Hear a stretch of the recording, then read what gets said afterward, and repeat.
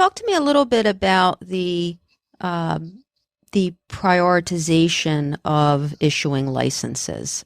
I've read a little bit about that, and now that we do see that the CRC is accepting license applications, right? How are they weeding through them to prioritize, and how are they prioritizing?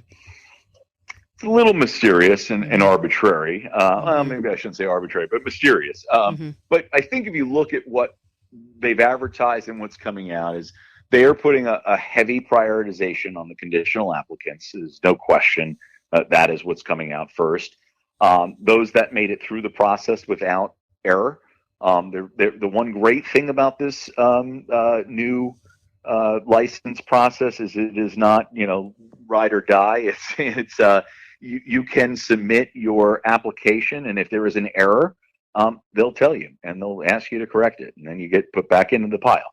And that's been a welcome change, because it used to be if you had any error in your application, you're out after all that work. Mm-hmm. So they are working with applicants to correct and continue, but then you're delayed. So but they've been expeditiously moving through conditional, particularly minority, women-owned, ex-offender, but they advertise those were going to be the prioritization. This Mm-hmm. commission has a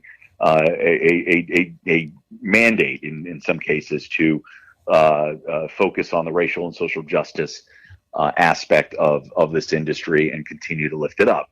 However, balanced with the ability to make sure that they're able to produce for a voting public the ability to service a market. And I think there were some challenges in the beginning, and this was one of the delays that occurred in the spring. There were certain members of the commission that I think wanted to wait and allow these new applicants and then awardees to be open and be the first in the adult use market. That would have taken us into 2023, of course, by the time that would happen, rather than give the current medical operators that had been here the ability to turn on adult use. And I think what ended up prevailing is, hey, let's get them open. And by the way, let's collect the fees that they're going to pay, which is $1 million per company. And let's use that to help continue to fund operations while we get this new group of adult use in the smaller craft cannabis effort onboarded and through a process. So it seems to be working.